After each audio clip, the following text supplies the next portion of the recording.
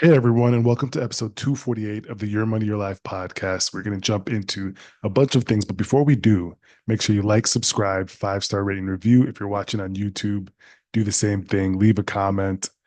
We'll get into episode 248. There's a lot to discuss. I want to get into everything, starting with earnings reports for some of the major companies, with Meta being one of them. So Meta reported earnings, I believe it was the beginning of the market today or even yesterday.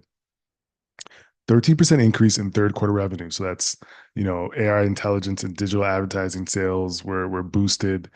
However, daily active people, which is, the people that log on to any of Meta's world-class apps, daily active people, key user growth metric was below expectations. So that's sending their shares lower this morning. It was below expectations.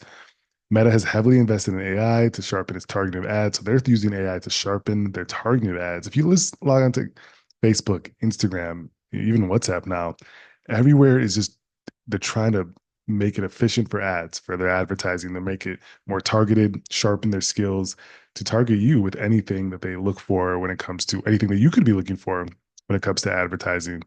So Mark Zuckerberg said they're reworking their framework. The social media company wants to be an AI innovator. They also included hardware in Meta's long-term strategy. So he always is looking for hardware products because he believes that's one area that he hasn't fully dominated. They're all over social, they're all over ads, they're all over targeting. They're getting into search, obviously, a little bit, but they're one area. He tried with the phone, the Facebook phone, that didn't do so well. Now they're doing, of course, the Meta glasses or well, I'm not sure what they call the name of their glasses, but they're doing eyewear, which we'll see that's still in works if it's going to perform well or not. A lot of people have tried it. None of them really become commercialized to this point. So that's going to be a real test for him to see if they can actually make a hardware product that sticks, because that's what he really wants.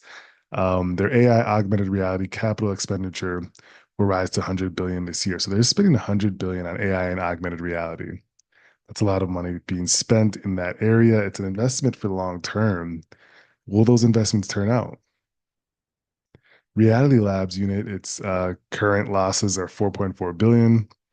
It's an advertising business that's trying to shift and trying to become more palpable in any sort of environment. So another company that's making shifts is Starbucks.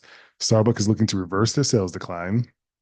And they're taking this decisive action. We know that they got the new CEO, the new management, but they've been trying to customize their drinks. They're looking at issues at understaffing and long wait time. They're also stopped charging for non-dairy milk alternatives.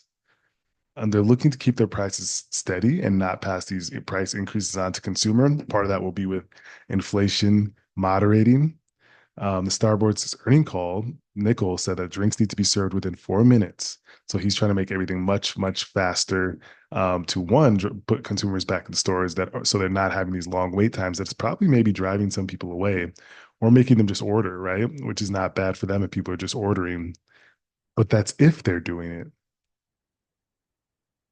Next, we saw Dropbox. They're going to lay off 20% of their workforce. They plan to cut 528 workers. I don't know if we talked about this last week, but if we did, we're talking about it again because they said they're going to really cut off 20% of their staff just because of softening demand. Their CEO, Drew Houston, said in a letter to employees, he cited a challenging market and overly complex organizational structure with excess layers of management. Pretty much saying there's too much of you doing redundant work, right? Like there's too much management. We're cutting the middle managers. We're keeping the lower pricing employees as well as the top management.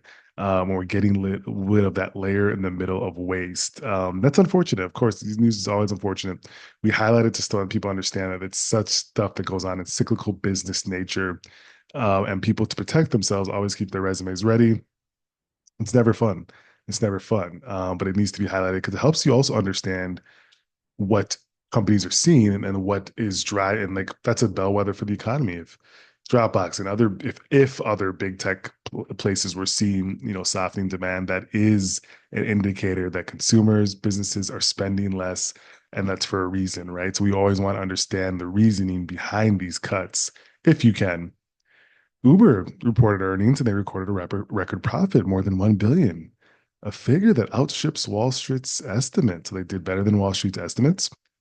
The company said latest quarterly earnings were in all good news. Gross bookings came in lower than expected. And the holiday season looks to be a middling one for the ride hailing agent. So they said middle of the road for holiday season. They also said that gross bookings were lower, but they had a record profit. They reined in expenses. They were able to squeak out a nice profit actually this quarter. Well, the main thing is the outlook and the guidance.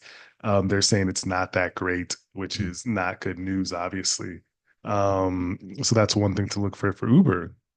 Let's keep going. And apologies if I'm speaking with less energy today. I'm feeling a little bit under the weather, but we're getting it out. We have to get it out every week, every day. That's what we do every week and every day. So, key inflation gauge continues showed cooling in September. This is in line with investor expectations. The personal consumption expenditures price index rose at an annual pace of 2.1%, down from the 2.3% in the prior month. So, this data, of course, is looked at to help gauge inflation. And again, moderating, cooling, getting better. That's what we want to see, what the Fed wants to see. But we have to keep our eye on this data because you may see, if you see any spikes in this data or any volatility, that's a sign that maybe we haven't cleared the woods yet. But right now, this personal consumer expenditure price index is still showing that we have cooling inflation, which is good news on the inflation front. Let's go to the market update. We haven't really talked about the market yet. We talked about specific companies. Let's jump into it. Google also announced earnings and they did fairly well. The market seemed to have liked what Alphabet put out. But a lot of big tech companies are putting out earnings. Microsoft shares slid, Meta shares have slipped a little bit. Looks like the only Alphabet was the one that had a strong reaction from the market, a positive reaction, I should say, from the market. We dive into it. The market's actually trading and open right now. S&P 500 down a bit. Let's look at specific stocks, including Google. I think again, Google was the only one that the market seemingly was okay with earnings, as you see there. And then Microsoft, let's see what's how that's trending. Again, they seem to be down a bit off of their earnings call. So again, big tech earnings are coming in. It seems to be mixed results, mixed expectation from investors, and some investors saying that some of these tech companies didn't do that well. So that's one thing to look out for is understanding what each individual companies do. We've done a couple stock market 101 workshops the last few weeks. And again, we really stress that understanding these companies is bigger than just like hearing someone say something about it and just buying it because of that, right? If that's your investment thesis, then you can't blame anyone but yourself if things go wrong. Um, but again, this is so interesting to understand what's going on. And there's a lot of big companies with their earnings, mixed results so far. And we'll dive more into them a little bit later. Let's more into more current events and news. We talked about Starbucks already. Nothing new there. Interesting. So it's saying that Madden maker EA Sports turned to the game it knows best to storm. So yeah, this is pretty much talking about how EA Sports, the electronics video game maker that does Madden, and they also brought back NCAA this year. They're saying that sales grew. They're saying that they, because they brought in NCAA, which is one of the factors that helped them grow sales. It scored 2.1 billion in net bookings, a 14% jump from the year prior. EA's football franchise are expected to eclipse 1 billion in sales this fiscal year, and the company's new 25 college game is already the second best-selling sports game of all time. Wow, that's pretty impressive. 14-year layoff comes back, second best score selling sports game of all time. So that's really interesting. So I wonder what, I guess I know what held them off for so long. They had to wade through the waters of name, image, and likeness and putting characters in games that we're getting compensated for. But now with name, image, and likeness rules in the NCAA and in high school, you can now pay these players for being in the game. You know, how much they're getting paid. That's another situation, but they are getting paid. And so that's something that's really, really exciting to note. And that's why the game mostly came back. And so really, really interesting news. And it's good to see that they're doing well. Peloton, a company that hasn't done well at all recently, their shares are spiking because they're bringing in a new CEO. They brought in a CEO that was a former exec for Apple, and maybe the market likes it because they have a lot of work to be done. And this is a company that struggled. If you even look at their chart for the YouTubers, Teton has not done great. Year to date, it's actually making its comebacks, but if you bring it out, a lot further, it's not been doing well over the course of the craziness in, the 2021, 2020 timeframe. It's been a flat stock. And the rise is because it's dropped so much that if it pumps right now, it's trading at $7. I mean, at the peak, it was trading at $158 a share. So yeah, that just tells the story right there. So if it moves a bit, it's because it's dropped so much. So yeah, they're making some changes, brought in a new CEO, trying to revamp things. And that's what they need to do if they're trying to really just survive, to be honest, at this point, or they're trying to be an acquisition target. So DoorDash deliveries, um, DoorDash, it's a lot of earnings from this important companies. DoorDash deliveries, uh, DoorDash had their earnings call that profits, record-breaking profits, it looks like, breaking a 4-year losing streak. They posted their first quarterly profit since the pandemic on Wednesday, beating Wall Street's expectations. They made $162 million in profit in the most recent quarter. That's up from a $73 million loss in the same point last year. So DoorDash went public in December 2020. And they're, a company that's, again, all these different gig economy companies are really interesting to me because again, it's just about scale. I'm curious on how the stock has done. It's not been a horrible stock, but it's not been great either. If you pull it out 5 years or since inception of them going public, it's down about 13%. But year to date, it's performed pretty well. It's had a comeback of 60% year to date. Over a 1 year period, it's done well. So again, it just depends on when people got into the stock, apparently. And it's again, these gig economy stocks are quite interesting because massive scale, hard to become profitable. It's the way to go is to get massive scale. So interesting enough. So we saw Facebook earnings already. So yeah, a lot of company earnings right now. The market is acting in kind to these earnings and having mixed reactions, I would say, for these earnings so far. Some good, some bad. Snap and Reddit report. So let's see. I'm actually curious on the differences in the report. Reddit, while had they reported, they projected while walking on Reddit and Snap sales grew expectations, beating 15%. It projected disappointing guidance for the holiday quarter. Reddit stock popped 16% to a record high after the site, known for quirky forums, revenue surged 68%. So it's pretty much showing the comparison between Reddit and Snap. Reddit investors liked the moves that Reddit made over the quarter, revenue surging, showing that it was a growth story, and the stock rose in kind. Snap, it's one that's been struggling for a bit. Even though they beat expectations on sales, they just aren't guiding. Their guidance isn't great, right? They're showing that things aren't getting better with their advertising model. And so that's pretty much the reason why the stock has languished. If we can even take a look at it,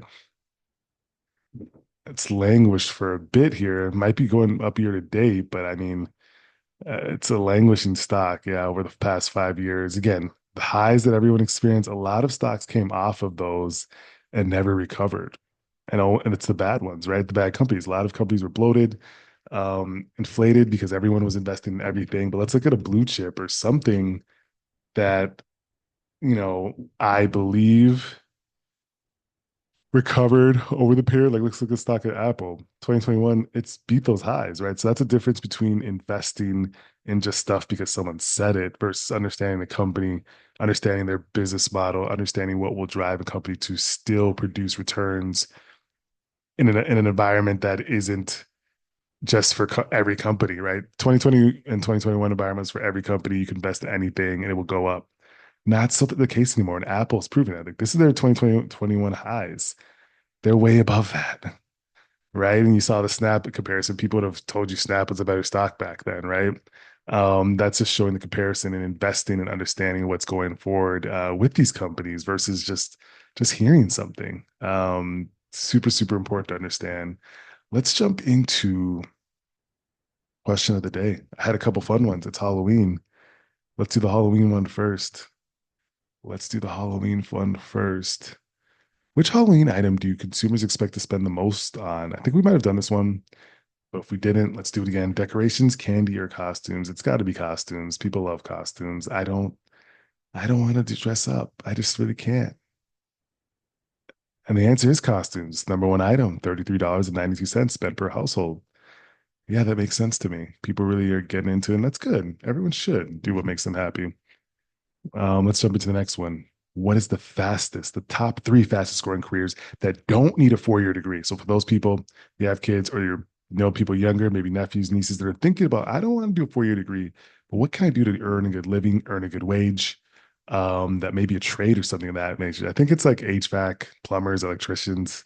Those will be the one, my guess. Wind turbine technician, 44% growth. So these are the fastest growing, not the ones that are the most popular. So that's a good clarification. Physical therapist assistant and occupational therapist assistant. So those are the fastest growing that don't need a 4-year degree. You probably take some certification course.